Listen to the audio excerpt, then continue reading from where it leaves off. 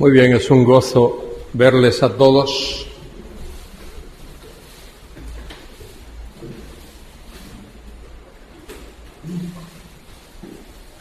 Yo no pido disculpas cuando digo que pertenezco a la vieja escuela. No pido disculpas. Pertenezco a la vieja escuela, pues mire, creo lo que dice este libro, de pasta a pasta. Lo creo todo, no lo entiendo todo, pero lo creo todo. Y lo acepto todo y procuro doblegarme a todo lo que este precioso libro dice y enseña. Creo en su inspiración, es decir, que fue escrito bajo la dirección del Espíritu Santo de Dios, por hombres de Dios. Creo en su inerrancia, es decir, que no hay error en este libro. Creo en su infalibilidad. Nada de lo que dice cae en el vacío. Creo que no hay contradicción en este libro. Hay cuestiones que tenemos que estudiar y armonizar. Pero Mateo no contradice a Marcos, ni Marcos contradice a Lucas, ni Lucas contradice a Juan, o viceversa. Ni Pedro contradice a Pablo, ni Pablo contradice a Santiago, o viceversa. Ni los profetas de la antigüedad se contradijeron unos a otros,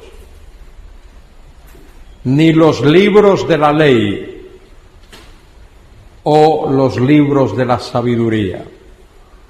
Hay una perfecta armonía en este libro porque es la palabra de Dios inerrante e infalible. Y para siempre está fija, firme, incólume en los cielos. Y esa es la palabra que creemos, que enseñamos y que predicamos, y si no lo hacemos así, tendremos que responder delante del Señor. Y esta palabra debe de interpretarse de manera normal, natural, llana, histórico-gramaticalmente. Todo eso significa una cosa: debe interpretarse literalmente. Literalmente significa que uno toma el valor, el significado de cada palabra de las Escrituras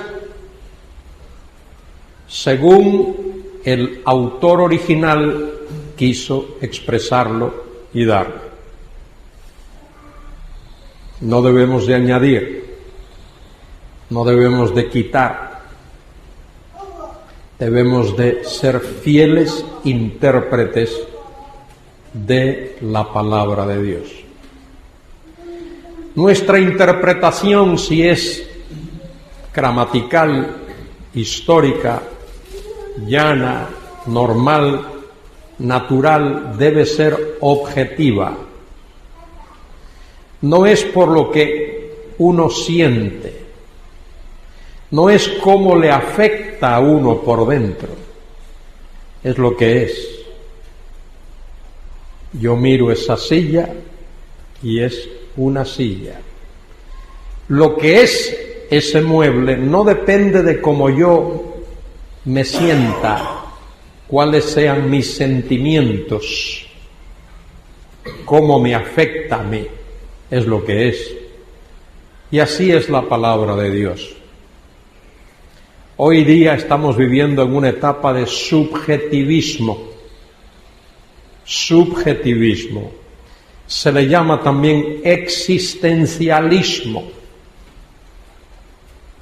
Cada cual cree como siente y como piensa y como le parece. En la Escritura eso no tiene lugar en las Escrituras. Los hombres que interpretaron la Biblia lo hicieron normal, literal y fielmente. Y eso es aplicable a toda la palabra de Dios. Porque dice 2 Timoteo 3:16, toda la Escritura,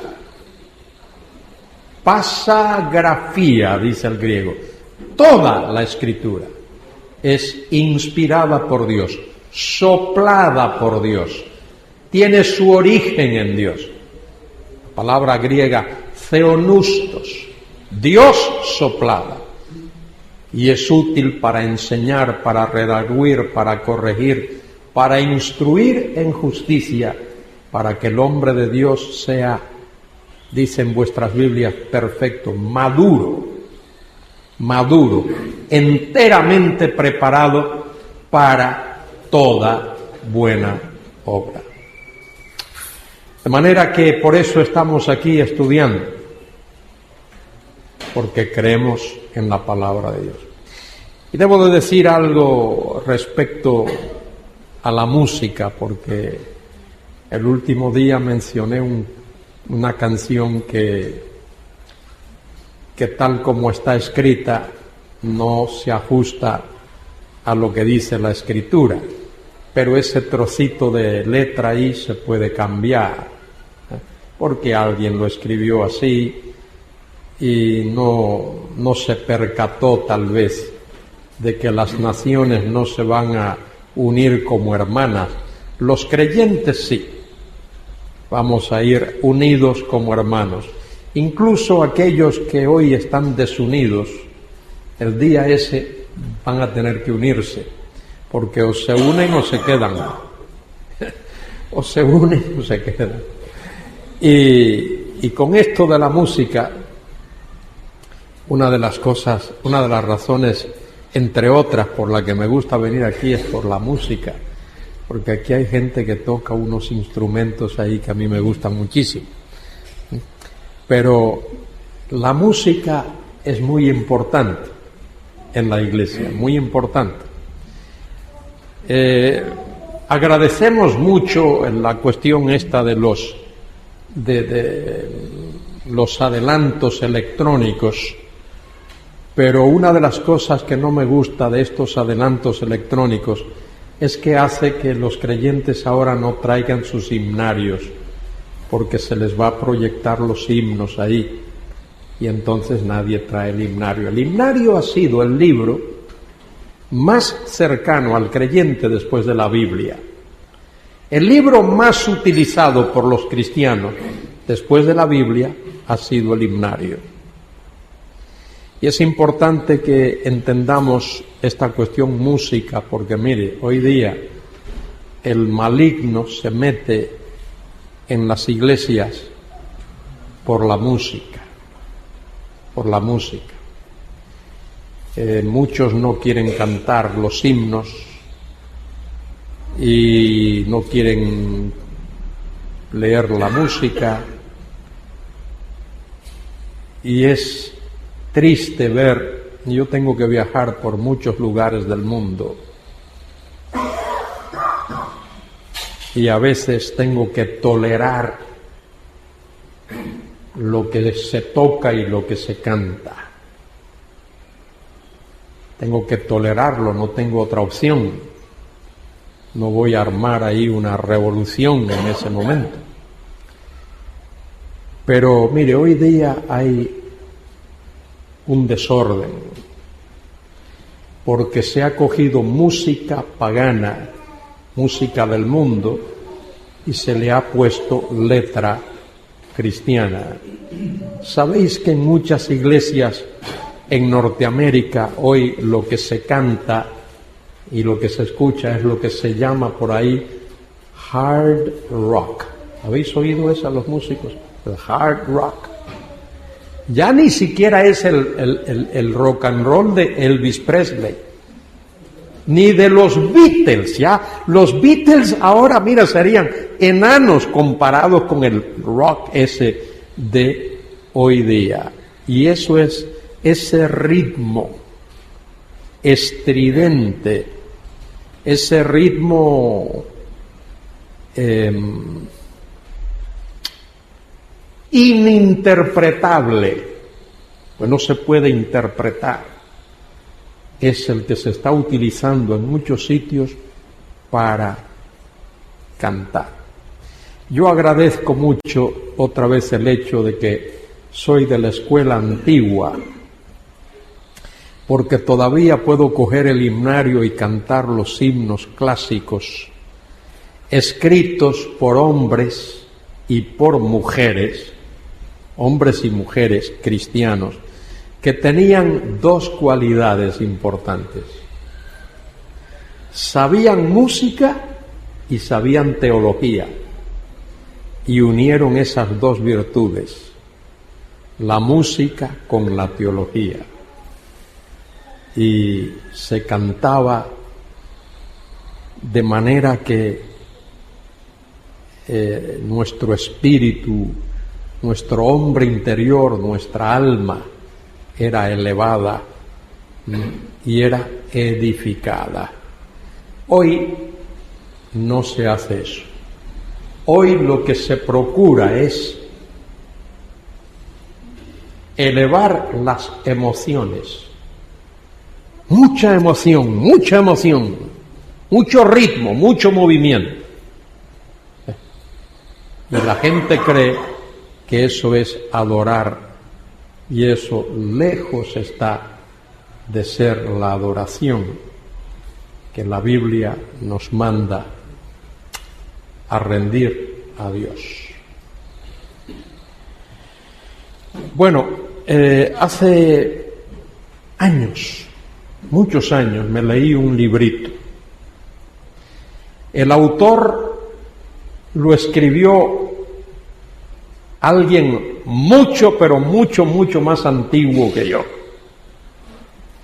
Un tal Gregory.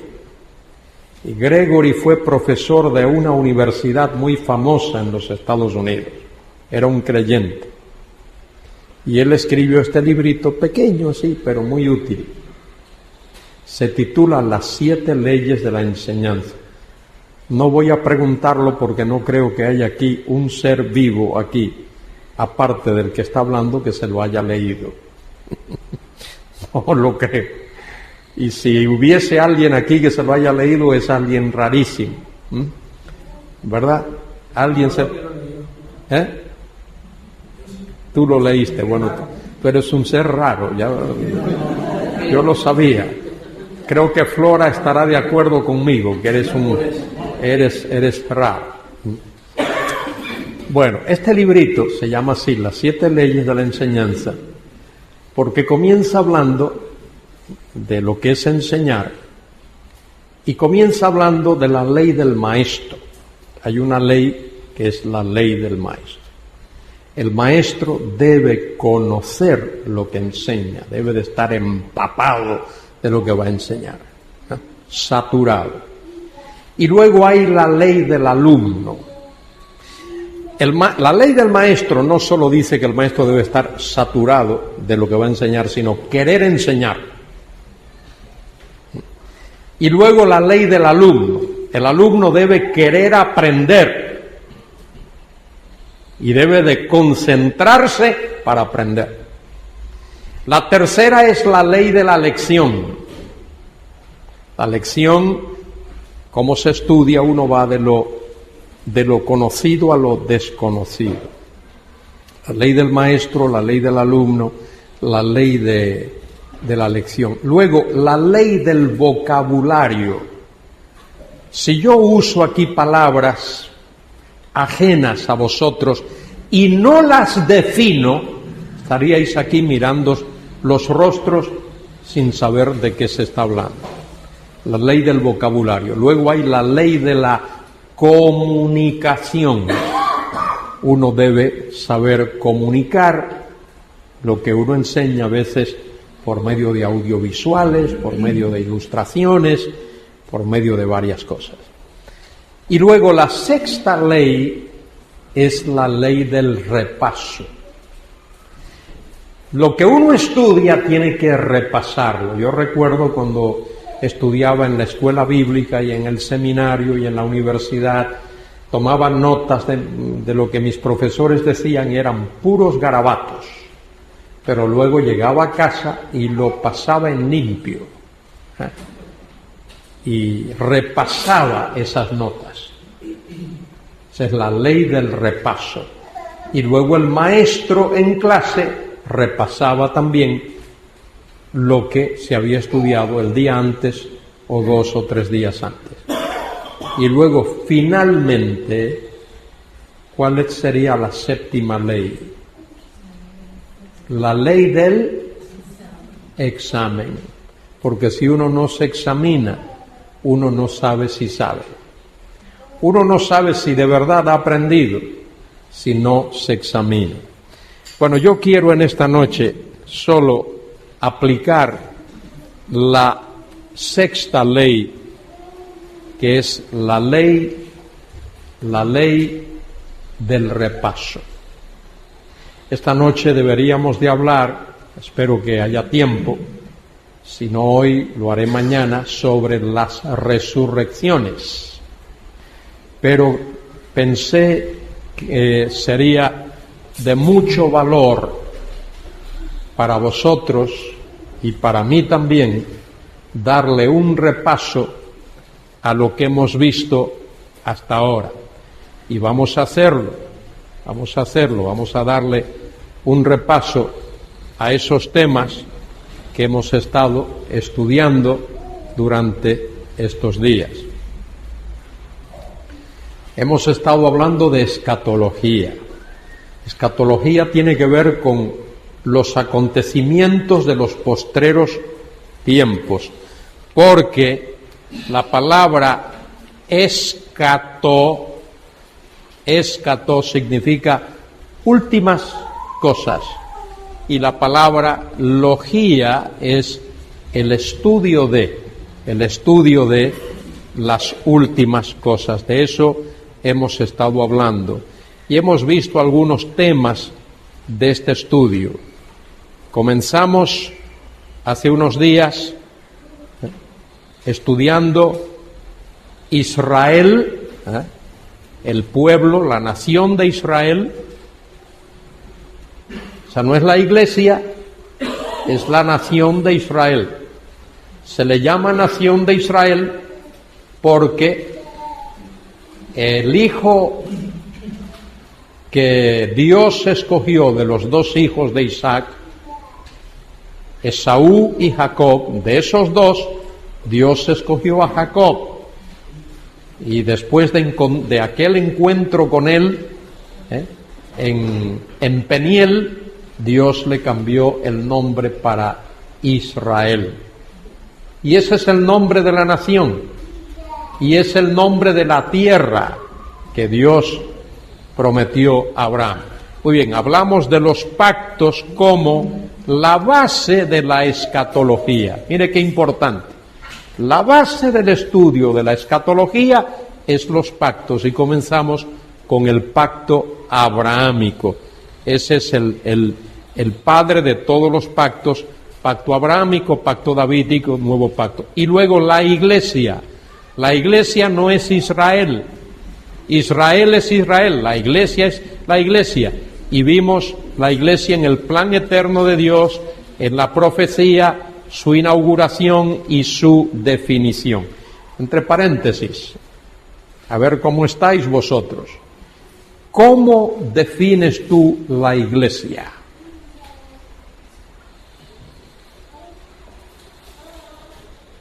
¿Cómo la defines? Bueno, ya ese silencio vuestro ya me dice. Ah, bueno.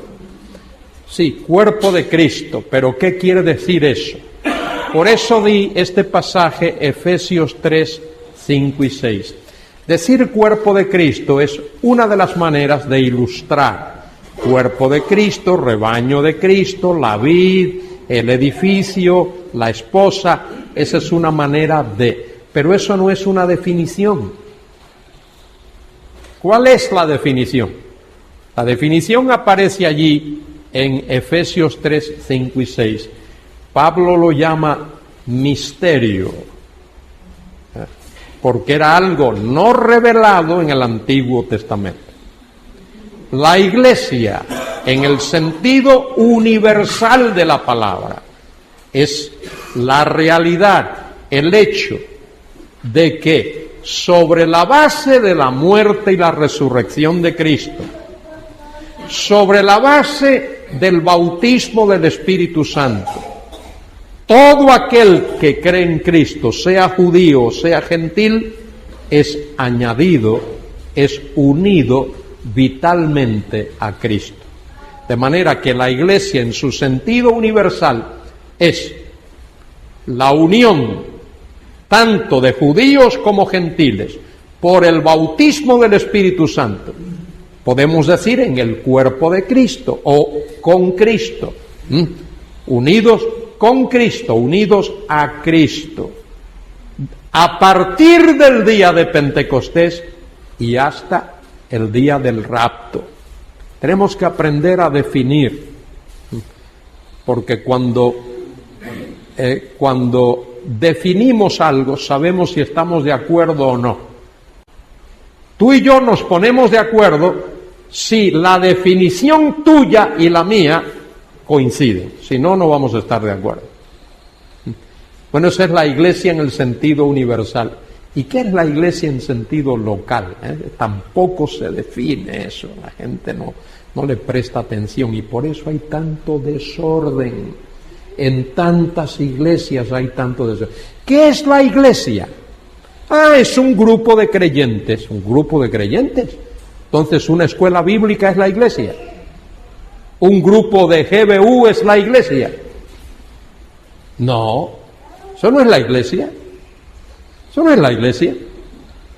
La Iglesia es un grupo de personas que han creído en Cristo, ¿vale?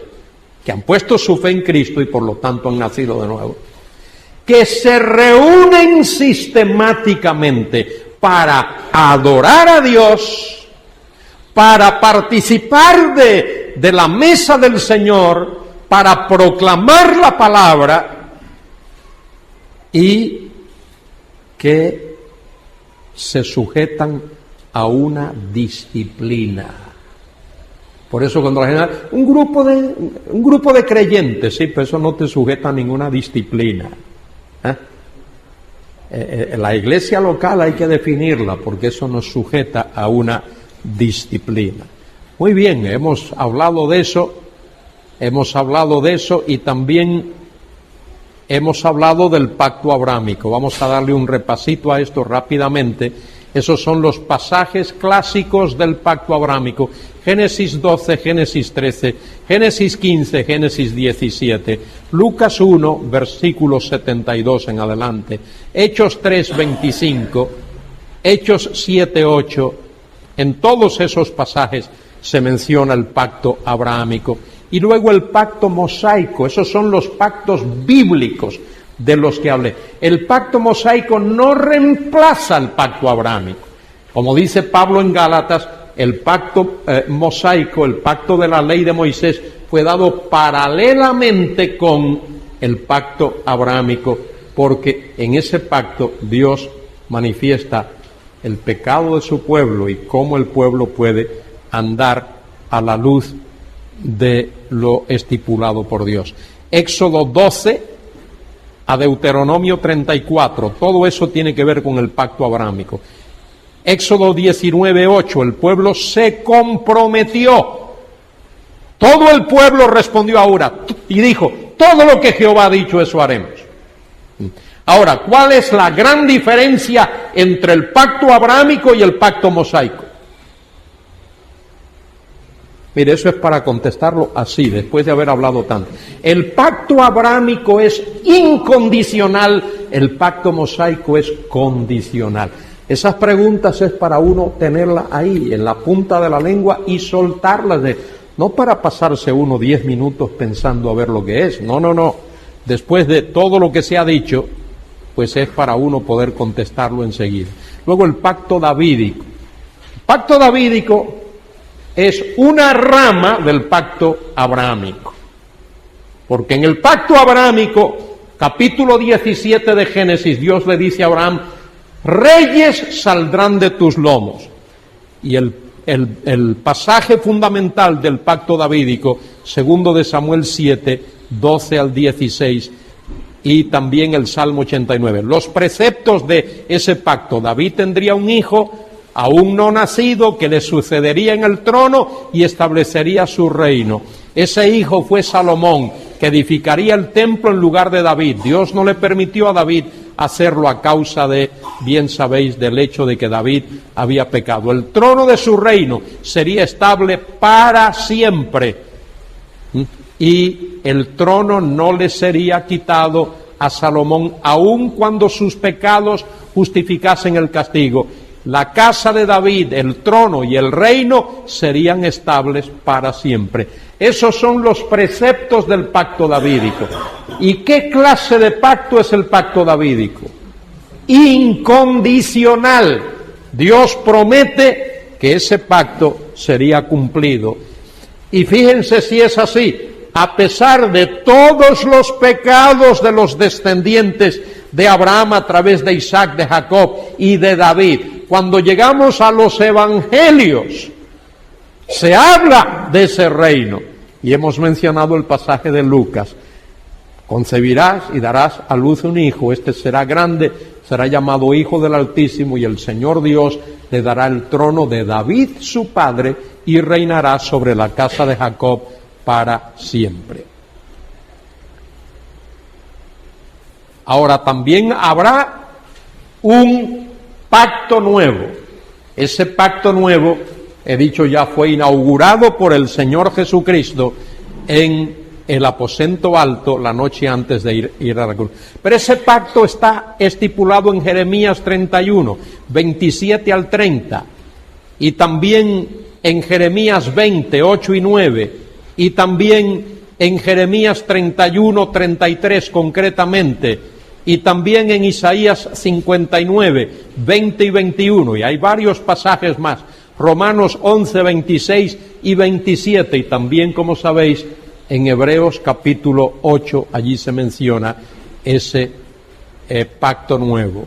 Ese pacto nuevo tiene que ver con perdón, tiene que ver con arrepentimiento, con perdón, con regeneración, con bendición, cuando el pueblo mire al Mesías y se convierta a él. Pero nosotros ahora estamos disfrutando de los preceptos de ese pacto, no en lugar de Israel.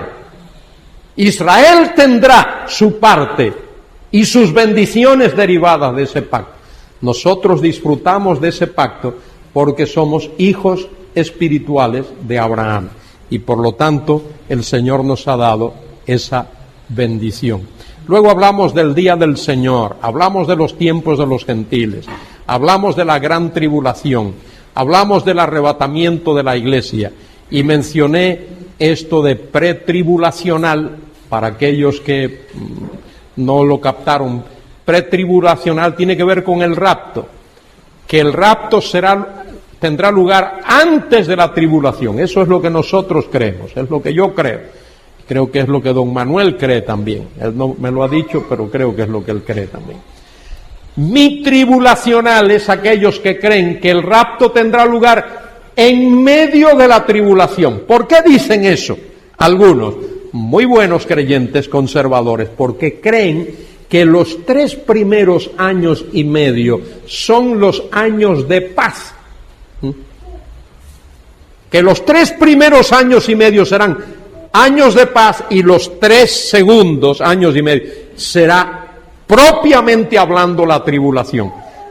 mi interpretación de esos pasajes y la de Pentecost y Walvoord y Ryrie y otros es que los 7 años son de tribulación, que el período de paz falsa precede a la tribulación, es antes de la tribulación, tiene lugar entre el rapto y cuando comience la tribulación.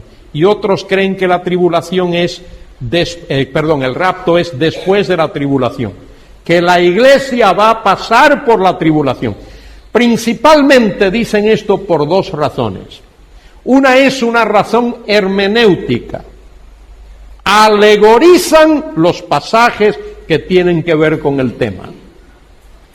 Y uno de los problemas de alegorizar la Biblia es que uno pierde el control. Si hay más de un intérprete, habrá más de una interpretación. La virtud de interpretar la Biblia literalmente, normalmente, llanamente, de manera histórico-gramatical, es que habrá una interpretación. Habrá una interpretación, no habrá más de una. El intérprete tiene control. En la alegoría, el intérprete no tiene control. De manera que una razón es una cuestión hermenéutica. La segunda es relacionada con la primera, que los pasajes que hablan en la Biblia de las tribulaciones humanas que los cristianos vamos a tener. Cristo dijo, en el mundo tendréis aflicción. Estos señores lo aplican a la tribulación final, que no puede ser porque Cristo en Mateo 24:21, cuando habla de la gran tribulación, dice que será una tribulación sin precedentes. No ha habido una tribulación como esa, ni la habrá después.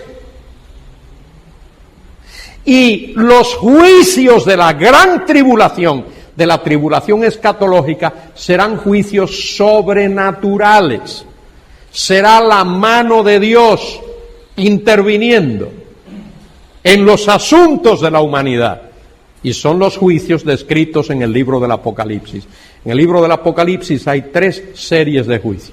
Juicio de los sellos, juicio de las trompetas, juicios de las copas. Y esos juicios son consecutivos, no simultáneos. Y esos son los juicios que tienen que ver con la gran tribulación. Muchos de esos juicios preceden la venida de Cristo. Los de los sellos y los de las trompetas. Los juicios de las copas son simultáneos con la venida de Cristo a la tierra. Y luego algunos creen en un arrebatamiento parcial. Por ahí circuló hace muchos años los libros de Watchman Nee. No sé si hay alguien aquí que leyó En la vida cristiana normal, la iglesia normal, siempre usándola. Y Watchman Nee, que vivió en un periodo difícil, cuando los cristianos eran muy perseguidos en la China, él pensaba que solo los buenos creyentes, los que estén en comunión con el Señor en ese momento, serían arrebatados. Eso es una especulación, porque después del rapto, como sabéis, habrá el tribunal de Cristo, donde las obras de los creyentes serán examinadas. Muy bien, hablamos del día del Señor.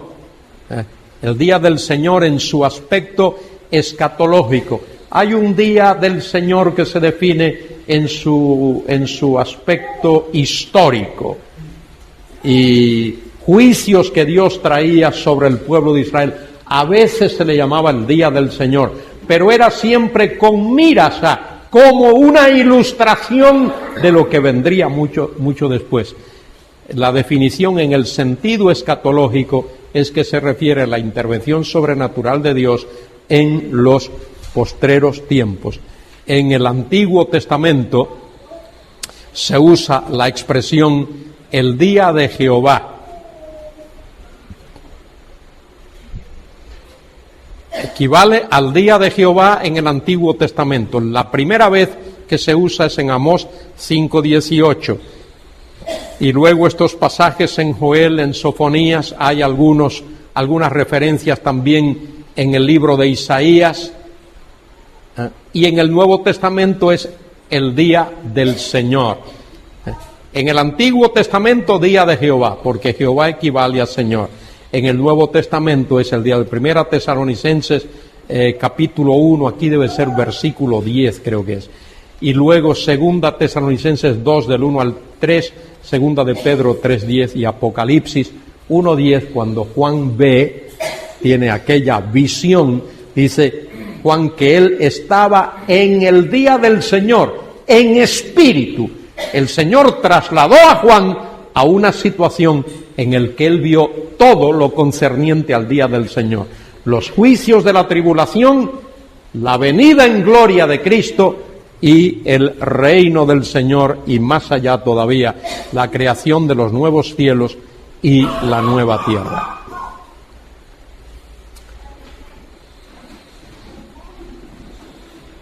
De manera que el día del Señor escatológicamente tiene que ver con los acontecimientos que tendrán lugar. Esto es importante, mire, inmediatamente antes de la venida de Cristo, simultáneamente con la venida de Cristo e inmediatamente después de la venida de Cristo.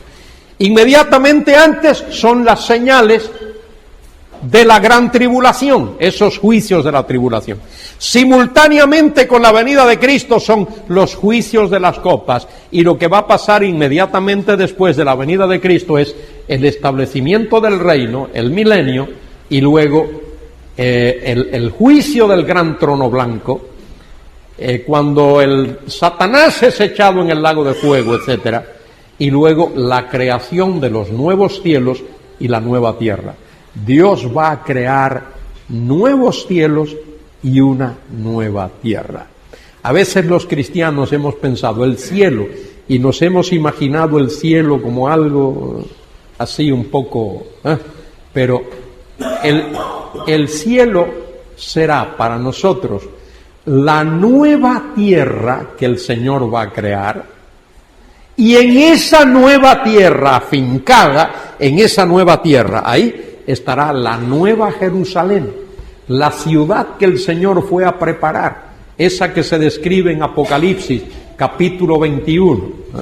Allí se habla del trono y del río que fluye del trono y del árbol de la vida que está a ambos lados del río y de las calles y de los muros y de las puertas y todo eso. Bueno, eso será el cielo para los creyentes. Allí estará el Señor y allí estaremos con Él y allí le veremos cara a cara. Hemos hablado también de los tiempos de los gentiles, los tiempos de los gentiles. Lucas 21-24, el periodo de tiempo que transcurre entre la destrucción de Jerusalén, año 586, y la segunda venida de Cristo en gloria a la tierra. ¿Por qué esa fecha? Porque en el año 586, con la destrucción de Jerusalén, Israel perdió su independencia y hasta el día de hoy no la ha recuperado de manera completa. Sigue dependiendo de naciones fuertes que la protegen y que la ayudan. Y los tiempos de los gentiles culminarán cuando Cristo venga otra vez. La mejor manera de pensar en esto es recordar la estatua de Daniel capítulo 2.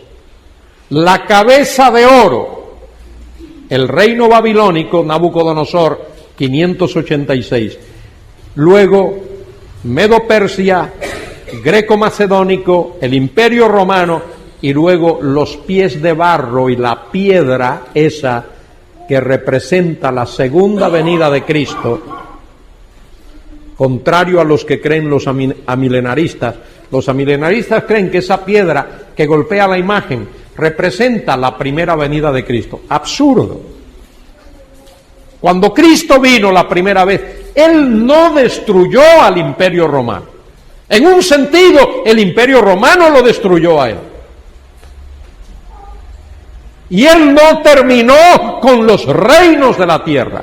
Cuando esa piedra golpea esa imagen que representa los reinos del mundo, el imperio gentil del mundo, esa piedra va a moler, a triturar, a pulverizar todos los componentes de esa imagen, el barro, el hierro el bronce, la plata, el oro, y el viento se lleva todo eso, y esa piedra se convierte en un gran monte que abarca, que cubre toda la tierra, y eso representa el imperio, el reino terrenal de Cristo en esta tierra. ¿Qué más hemos visto? Hemos hablado también de la gran tribulación, la semana 70 de Daniel. De esto hemos hablado. La gran tribulación equivale a la semana 70 de Daniel. Es resumida por Cristo en Mateo 24, eso lo vimos también.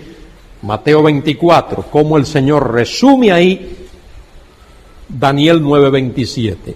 Pero es descrita esa semana, esa gran tribulación, en detalle en los capítulos 6 al 19 del Apocalipsis. Daniel 9:27 es el enunciado, la declaración, resumida por Cristo en Mateo 24 y luego descrita en detalle en los capítulos 6 al 19 del Apocalipsis.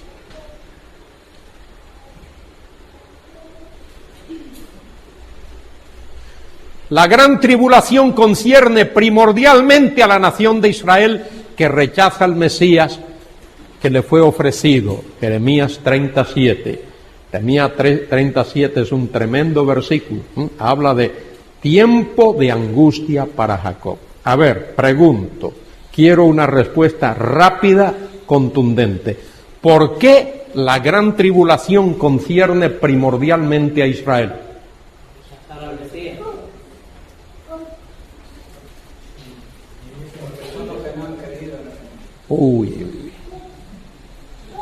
Porque 70 semanas están determinadas sobre tu pueblo y sobre tu santa ciudad. ¿Y qué fue lo que puse antes de esto? Que la gran tribulación es ¿cuál semana? Y hasta que no se cumplan las 70 semanas, no habrá bendición para Israel. De manera que, ¿por qué concierne primordialmente a Israel? Bueno, por su rechazo del Mesías, que se le ofreció cuando él vino. Pero ¿qué pasó? Ahí se cumple la semana 69. Falta una semana, la semana número 70. Muy importante recordar eso, hermano. Y también concierne a los gentiles. ¿Por qué? Porque los gentiles han rechazado el mensaje del Evangelio y han decidido seguir al anticristo. Apocalipsis 3:10. Dice el Señor a la iglesia en Filadelfia: por cuanto has guardado la palabra de mi paciencia, ¿qué? Yo también te guardaré no dice de la hora de la prueba.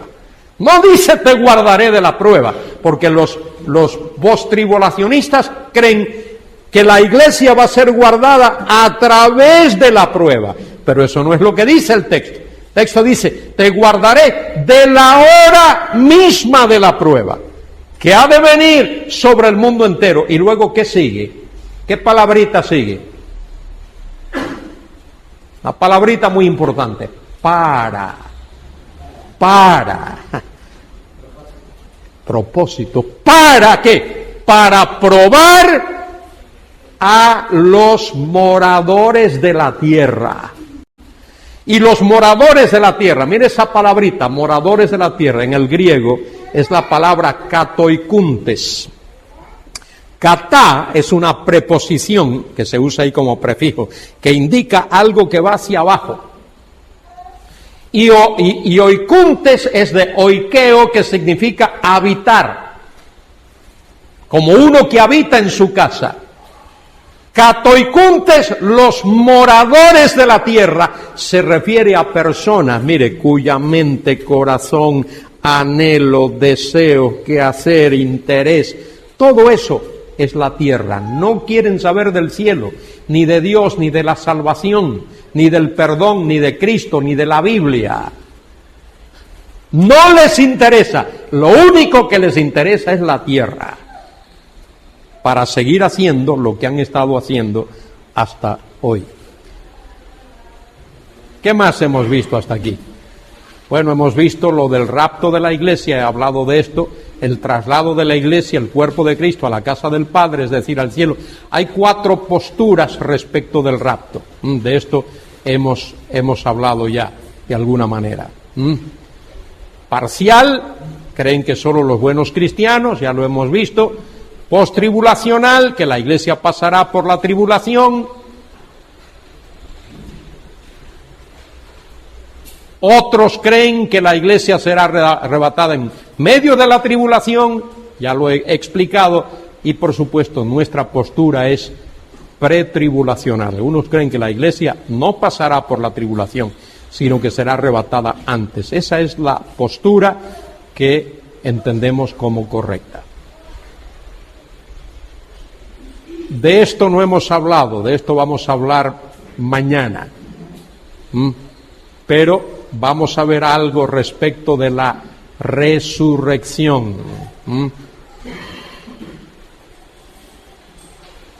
De esto vamos a hablar mañana. Segunda venida de Cristo y el milenio.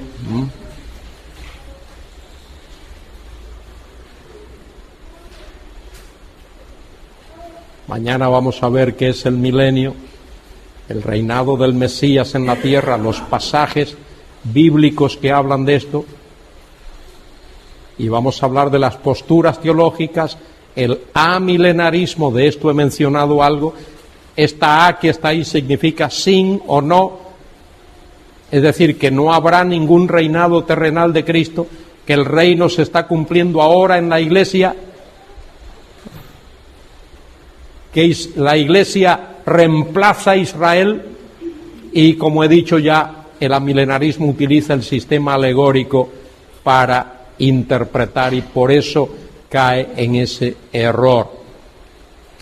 El postmilenarismo cree que habrá un periodo de paz en la tierra, paz universal, después del cual Cristo regresará. Esa paz tiene que ver con el hecho, según ellos, de que habrá una evangelización del mundo por parte de la Iglesia. Y lo que no se dan cuenta es que cada año que pasa nos quedamos atrás. Hoy mismo dicen que la cristiandad, ahí se incluye todos los grupos, es como el 8% de los habitantes de la tierra. Así es que si esos todos fuesen creyentes de verdad, mire todavía el tramo que habría que recorrer. De manera que eso no es una postura correcta.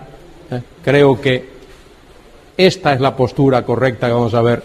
Es la creencia que las profecías, tanto del Antiguo como del Nuevo Testamento, deben de interpretarse de manera natural, normal, literal, que Israel y la Iglesia no son la misma cosa, que hay una esperanza futura para Israel y que habrá un reino literal de Cristo en la tierra. De esto vamos a hablar, como he dicho, ya mañana. Ahora quiero que hablemos un poquito de la resurrección. La resurrección, o tal vez mejor, resurrecciones. Resurrecciones. El Antiguo Testamento enseña que los muertos resucitarán. ¿Alguien conoce algún pasaje del Antiguo Testamento que enseñe que habrá resurrección de muertos? Bueno, Daniel 12, lindo pasaje, muy bien. Daniel 12 habla allí. Ya que se menciona este texto, vamos a buscarlo. Daniel capítulo 12.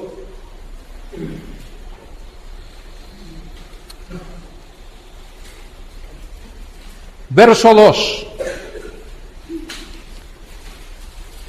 Y muchos de los que duermen en el polvo de la tierra serán despertados, unos para vida eterna y otros para vergüenza y confusión perpetua. Ahí está el versículo. ¿Qué deducen los amilenaristas de ese versículo? Si alguien ha leído algo de esto.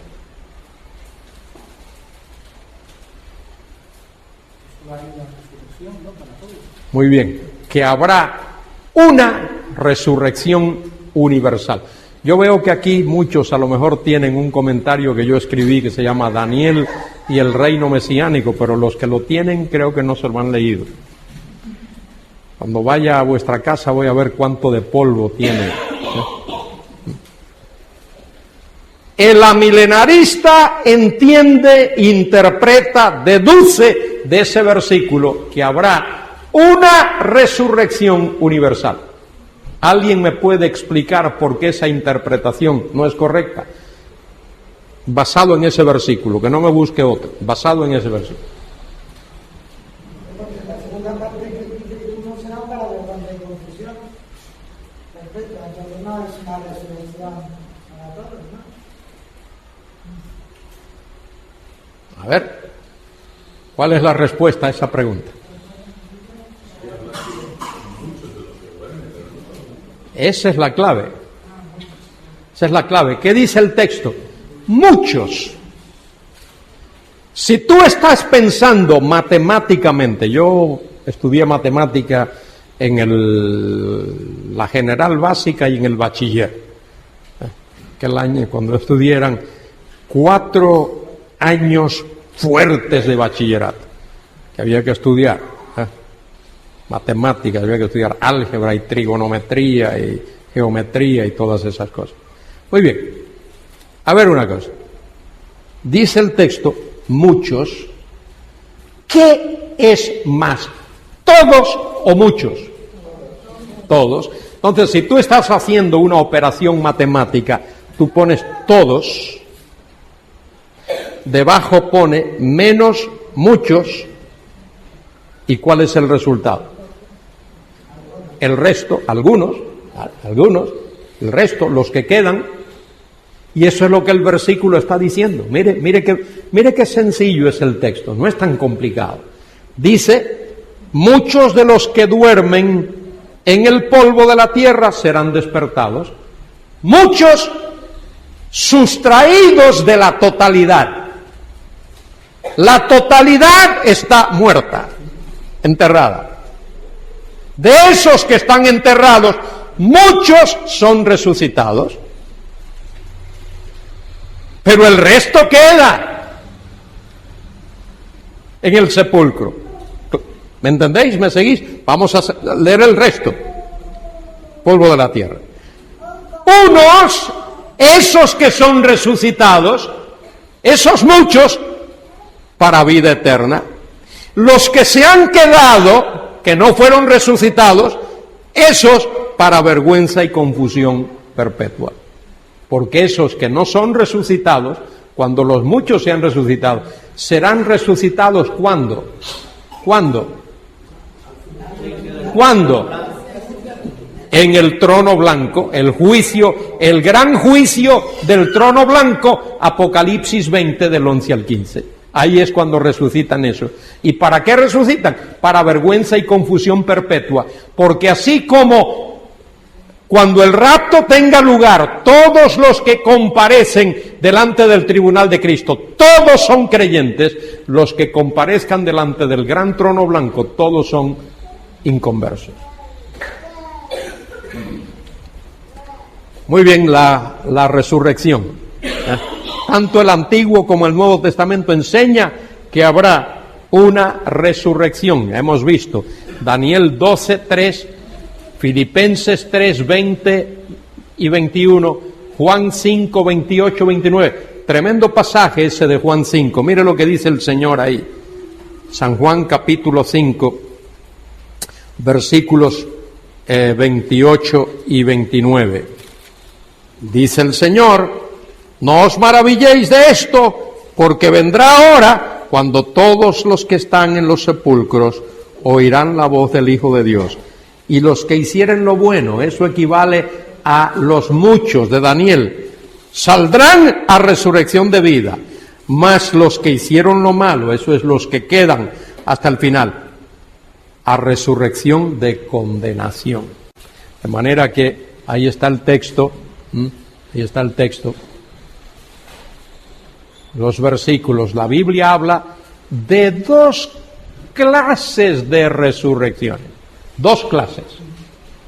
2 clases. Habrá una primera clase, aunque la Biblia no usa la palabra clase, yo tengo que usarla teológicamente para explicar esta cuestión. Habla de una primera clase y de una segunda clase. Primera clase porque, como acabamos de leer ahí en San Juan 5:28, es resurrección para vida. Esa sería primera clase. Pero la primera clase de resurrección es en etapas. No resucitan todos el mismo día, no resucitan todos a la vez. Esto lo explica Pablo en 1 Corintios capítulo 15. Habla de, creo que es versículo 24. Dice Pablo allí, en su orden. Mire lo que dice allí Pablo, en su orden. Dice, versículo 23. Pero cada uno en su debido orden. Y esa palabra que ahí se traduce orden, tagma en el griego, orden es como rango, es la palabra rango, como en el ejército, hay rango. Bueno, esa es la palabra que se utiliza ahí, orden. Y él va a describir luego cómo será ese orden, cómo será ese orden. La primera clase de resurrección, esta es para vida, se realizará en etapas. Resurrección de Cristo. Él es el primero en la resurrección, es lo que dice el texto. Luego, resurrección de la iglesia, los que son de Cristo en su venida. Todo eso es primera resurrección. ¿Por qué es primera resurrección? Porque es para vida, es para el cielo, es para la gloria, es para felicidad eterna.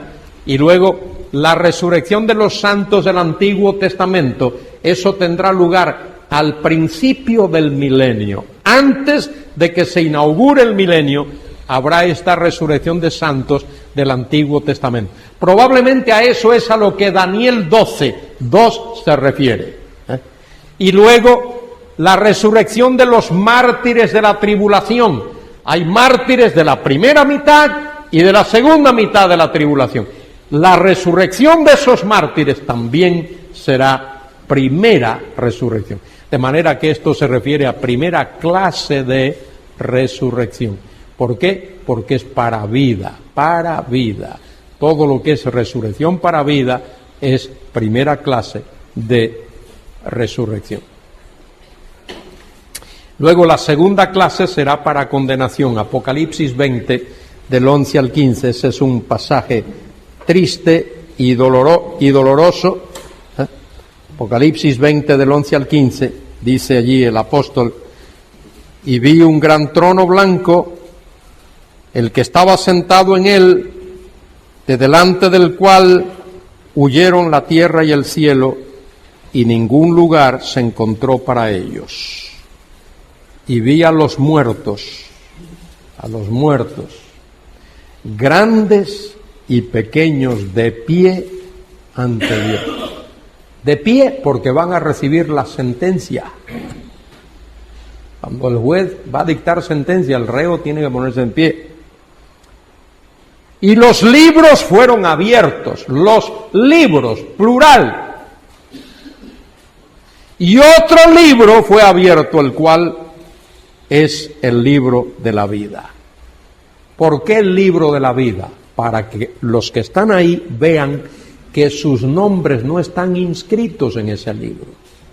¿Y por qué no están inscritos? Porque no creyeron. Murieron sin haber creído. Murieron en sus pecados. Y por lo tanto, ahí están. Otro libro fue abierto, el cual es el libro de la vida. Y los muertos fueron juzgados los muertos por las cosas que estaban escritas en los libros según sus obras. De manera que esos libros son los libros de las obras de esos que comparecen allí. Todo eso tenemos que entenderlo, que Juan está utilizando ese vocabulario para que nosotros podamos entender. Cuando un reo comparece delante de un juez, cuando una persona, voy a quitar la palabra reo, cuando una persona comparece delante de un juez, esa persona es culpable o inocente. El juez, ningún juez hace a alguien culpable o inocente. El juez no hace eso. El juez examina las evidencias, lo que tiene ahí escrito, los datos, las pruebas, lo que está escrito. Y entonces, sobre esa base, el juez declara que esa persona es culpable o que esa persona es inocente. Las cosas que están escritas en los libros según sus obras. Y evidentemente, como he dicho ya, todos estos que comparecen aquí son culpables. Dice, fueron juzgados los muertos por las cosas que estaban escritas en los libros según sus obras. Y el mar entregó los muertos que había en él. Gente que ha muerto, que ha ido a parar al mar. La muerte y el Hades entregó los muertos que había en ellos. La muerte y el Hades. El Hades es el sitio donde van los muertos. Y la idea ahí es que habrá una resurrección incluso para aquellos que han muerto sin Dios, sin Cristo. ¿Por qué es esto? Porque cuando Dios creó al hombre, formó su cuerpo del polvo de la tierra, y luego Dios sopló en el hombre el nefish, el soplo de la vida. El hombre fue un alma viviente. Dios sopló, la palabra soplo, ruach, espíritu, y el hombre fue un nefish viviente, un ser viviente. El hombre no es solo espíritu o solo cuerpo. El ser humano es la unión de espíritu con cuerpo, de una parte espiritual y una parte física. Y es por eso que habrá una resurrección, tanto para nosotros los creyentes, como para aquellos que no son creyentes, que también van a resucitar. Dice, entregaron los muertos que había en ellos y fueron juzgados, cada uno según sus obras. Importante eso, cada uno. No es juicio colectivo. La gente hoy, la sociedad tiene la culpa, el gobierno tiene la culpa, las naciones no sé qué tienen la culpa. Dios va a juzgar a cada uno. Cada cual es responsable delante de Dios, según sus obras. Y la muerte y el Hades fueron lanzados en el lago de fuego. Esta es la muerte segunda. La muerte segunda. Yo no he logrado todavía desentrañar bien eso. Pero yo me pregunto si uno de los sufrimientos grandes que habrá en el infierno, en el lago de fuego, cuando dice ahí la muerte segunda, es que después de haber resucitado y de haber sido juzgados, esos que son lanzados en el lago de fuego van allí sin cuerpos. Y uno de los pesares de ellos es el hecho de no tener cuerpo. Eso es una lucubración, una especulación de mi parte. No tengo manera de probarlo. Pero a veces he pensado en eso, porque el ser humano necesita un cuerpo. Necesita un cuerpo. Eso es parte de su ser. Eso es parte de su propia existencia. Y me pregunto yo si ese sufrimiento que se va a experimentar en el lago de fuego por los que estén allí es por el hecho de que sus personalidades están allí, sus espíritus estarán allí, estarán sufriendo por toda la eternidad, pero no tendrán un cuerpo.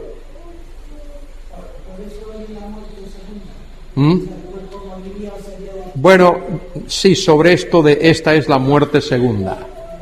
La muerte segunda. Y el que no se halló inscrito en el libro de la vida fue lanzado en el lago de fuego.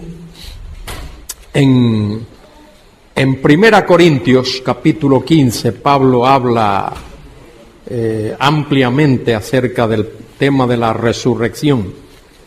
Y ese es un pasaje tremendamente importante, que Pablo basa la resurrección. Toda resurrección está basada en la resurrección de Cristo. Porque en tiempos de Pablo, allí en Corinto, había algunos que negaban la resurrección. En el primer siglo hubo muchas herejías. Algunos, Himeneo y Fileto, Himeneo y Alejandro, decían, no este Alejandro, aquel de allá, que la resurrección ya era, que ya había pasado, que no habría más resurrección. Y Pablo condena eso. Pablo condena eso. Eso era en Éfeso, porque Pablo escribe a Timoteo de ese tema. Evidentemente allí había muchas herejías. Y en Corinto también el gnosticismo había comenzado a dar sus primeras señales de existencia. Y Pablo explica allí esto de la resurrección y lo basa en la resurrección de Cristo. Si se predica de que Cristo resucitó de los muertos, versículo 12, ¿cómo dicen algunos entre vosotros que no hay resurrección de muertos? Y evidentemente algunos en la iglesia en Corinto, donde había tantas herejías, y entre paréntesis, donde había tantos brotes carismáticos, la gente quiere hacer mucho de esto, que se fijen que ese carismatismo en su génesis, en su origen, dio pie a muchas herejías. Y luego Pablo explica en el resto del pasaje por qué hay resurrección. Si Cristo no resucitó, estamos muertos, estamos perdidos. Vana es nuestra fe, vana es nuestra predicación, estamos perdidos, y los que han creído también están perdidos. ¿Por qué? Porque la resurrección de Cristo es fundamental para nuestra salvación. ¿No lo dice así Romanos 4:25? ¿Qué dice Romanos 4:25?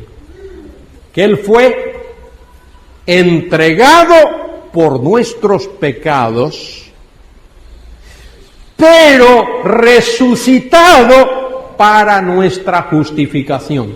Si Cristo no resucitó de los muertos, señores, estamos perdidos.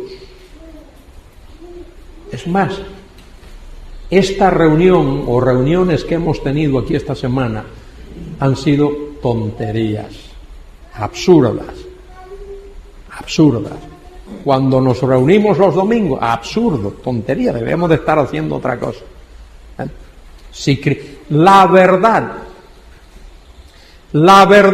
fundamental,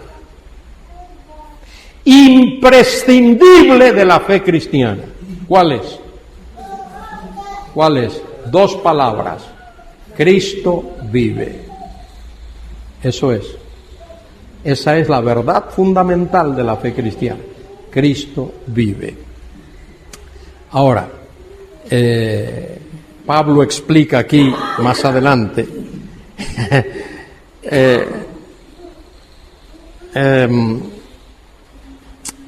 capítulo 15. Mira el versículo 35.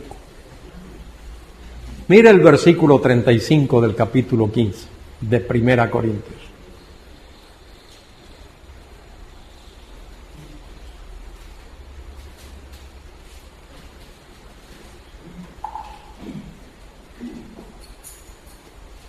Lo leo. Pero dirá alguno, ¿cómo resucitarán los muertos? ¿Con qué cuerpo vendrán? ¿Y qué respuesta le da Pablo? Mira la primera palabra del versículo siguiente. ¿Qué le dice Pablo? Necio. Ponte a hacer preguntas tontas. Y Pablo te va a decir muchas veces, necio. Ahí está el versículo, siempre ha estado ahí, hermanos, ahí, de ahí nunca se ha apartado, de ahí no ha salido, desde que tengo una Biblia, ese versículo está ahí. Dice Pablo, necio.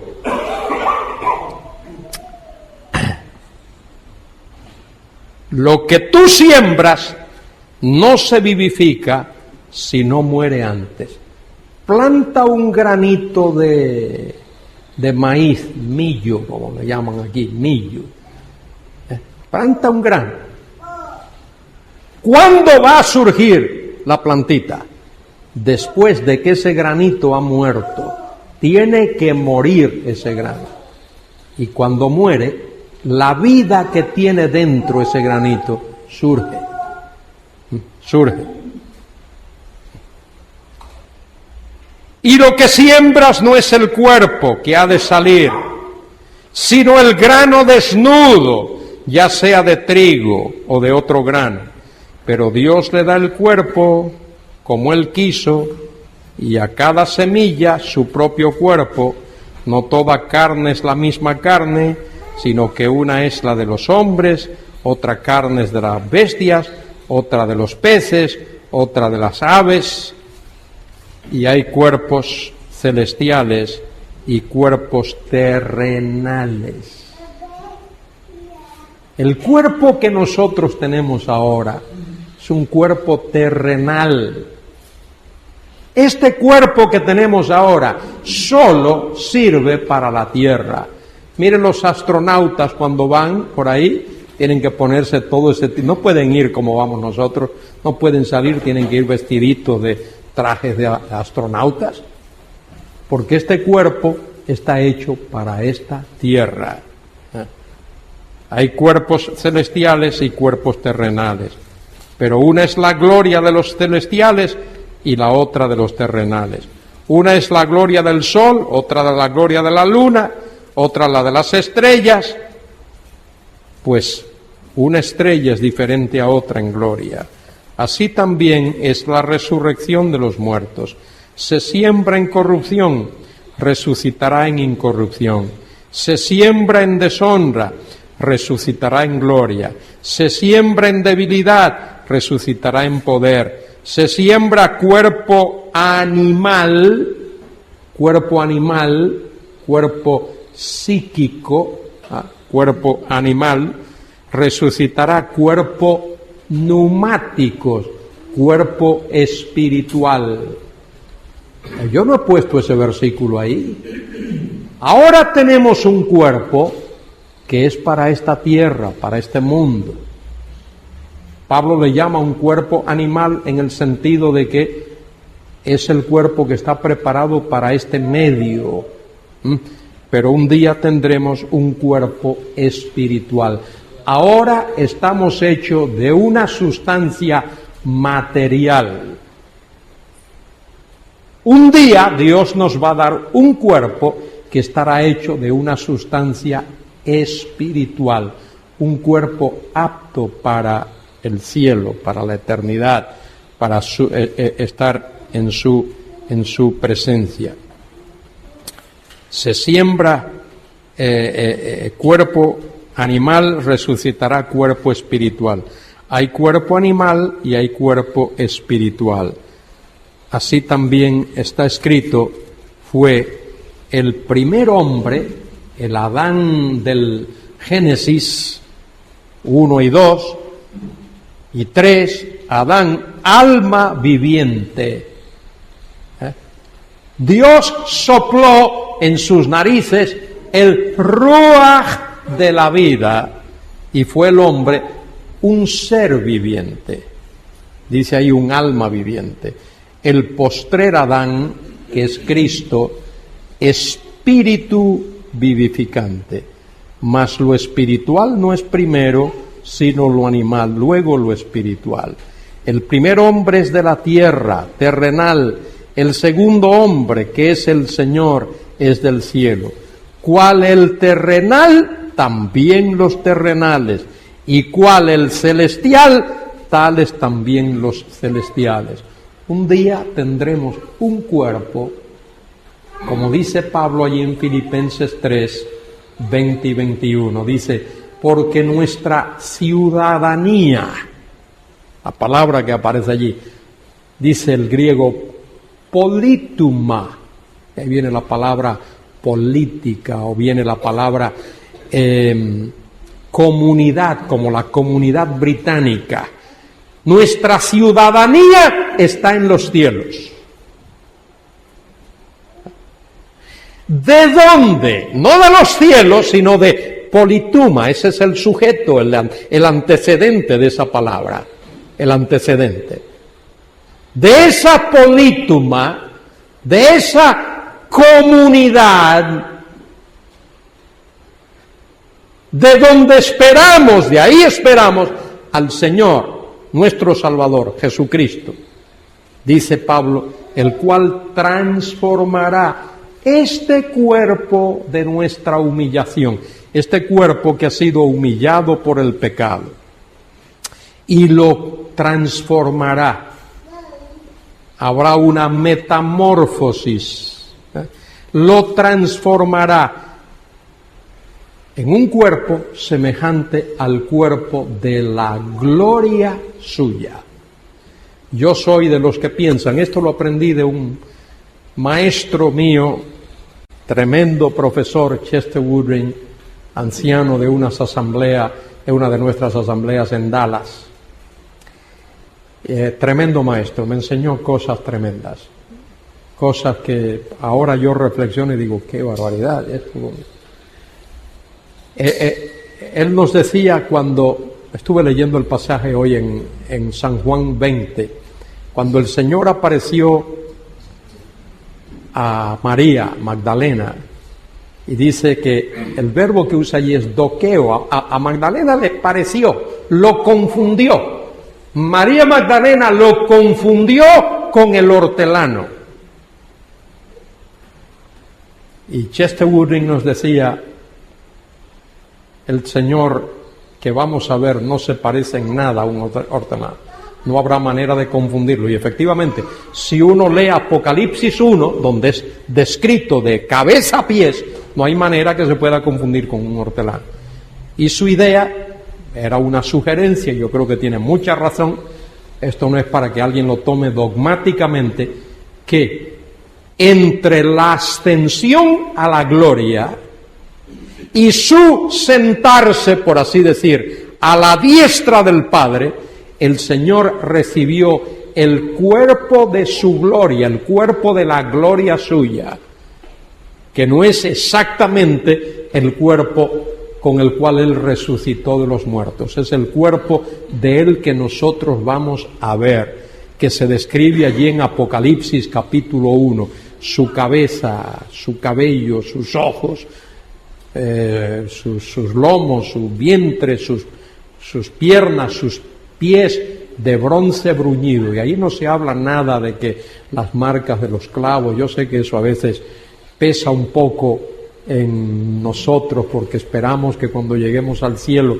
vamos a poder identificar al Señor por las marcas de los clavos en sus manos y la herida en su costado. La Biblia no dice eso, dice que verán aquel que traspasaron, pero no verán, no dice que lo identificaremos, pero sí lo identificaremos como está descrito allí en Apocalipsis capítulo 1. Entre paréntesis, si os fijáis, con esto voy a terminar por hoy. Si os fijáis, todas las veces, tanto en el Antiguo Testamento como en el Nuevo Testamento, ya con esto lo vamos a ver mañana, tanto en el Antiguo como en el Nuevo Testamento, todos los que han visto al Señor, todos, Moisés, Isaías, todos los que han visto al Señor, Daniel, han caído al suelo como muertos. Han caído al suelo como muertos por el poder y el resplandor y la gloria y la santidad de su presencia. Digo esto por esta cuestión que yo oigo por ahí de los carismáticos, que el Señor me dijo, que oí la voz, que lo vi no sé dónde, que tuve, y siguen sonrientes, muy campantes, como si nada hubiese ocurrido. Y yo lo que os digo es, leed la Biblia y ved que todo aquel que ha tenido la experiencia de haber visto al Señor, todos, sin excepción, han caído al suelo como muertos. Porque Él es santo, santo, santo, glorioso. Y ese es el Cristo que esperamos. Ese es el Cristo en cuya presencia anhelamos estar. Y vamos a estar. Y lo vamos a ver su rostro. Y vamos a tener su nombre escrito. Amén. No hay preguntas esta noche, ¿verdad que no? Ahí había una escrita, ¿no? Ah, sí, es verdad. Mire que había una aquí. Gracias, don Manuel. En el arrebatamiento,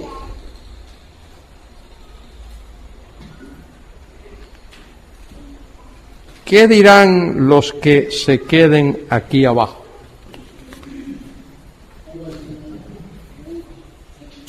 ¿Qué dirán? Yo no sé lo que dirán porque la Biblia no nos dice. Podemos especular. Podemos especular. Si alguien quiere especular conmigo, pues yo lo invito a especular. Dirán, algún extraterrestre se los llevó. Hubo una invasión de Marte o de un planeta de eso por ahí y se los llevó. Pero mire, la gente se va a reír de Janeiro en esos días, ¿eh?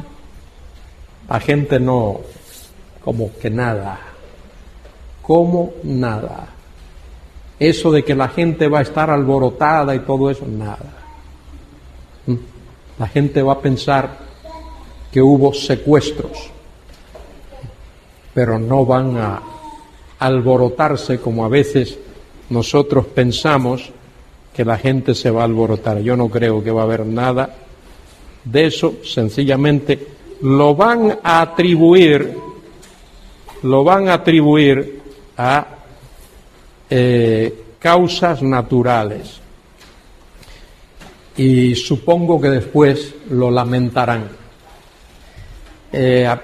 Me recuerdo, creo que es en el capítulo 12 de San Juan, donde el Señor hace una oración al Padre Celestial y dice que se escuchó una voz del cielo que decía, lo he glorificado y lo glorificaré otra vez. El Señor ora al Padre que glorifique al Hijo. Allí hay un grupo grande, una multitud de personas, pero la mitad de los que estaban allí, que oyeron lo mismo, dijeron, un ángel le ha hablado. La mitad dijo, un ángel le ha hablado. Y la otra mitad dijo, tronó. Un trueno. Fíjese la diferencia entre una cosa y otra. Y tenemos que entender que el que no quiere creer, no quiere creer. Hay personas ahora mismo, y la habrá después, particularmente en el tiempo de la tribulación, que sellan su destino eterno. Hay personas que sellan su destino eterno y dicen, no quiero creer, no me interesa, no quiero saber. Sellan su destino eterno. Por supuesto, el rapto es o será un acontecimiento lo suficientemente importante para que muchos respondan. Pero os voy a leer algo y con esto terminamos. Os voy a leer lo que Pablo escribió a los tesalonicenses, precisamente hablando de ese periodo, de ese tiempo. Segunda a los Tesalonicenses 2.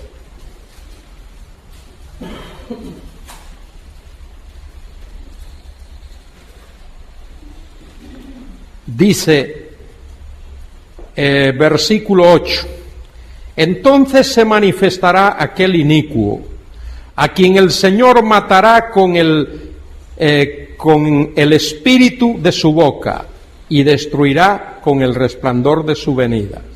Inicuo cuyo advenimiento es por obra de Satanás, con poder y señales y prodigios mentirosos, y con todo engaño de iniquidad para los que se pierden.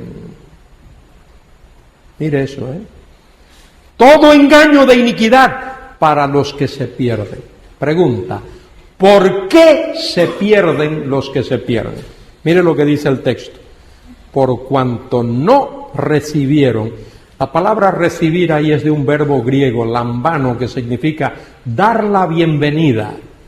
No recibieron el amor de la verdad para ser salvos. Rechazaron la verdad. Cuando tú rechazas la verdad, ¿qué te queda? La mentira.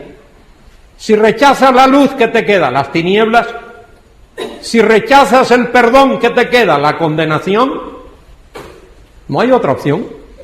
Y dice el versículo 11, por esto, por haber rechazado el amor de la verdad para ser salvos, por esto Dios les envía un poder engañoso para que crean la mentira.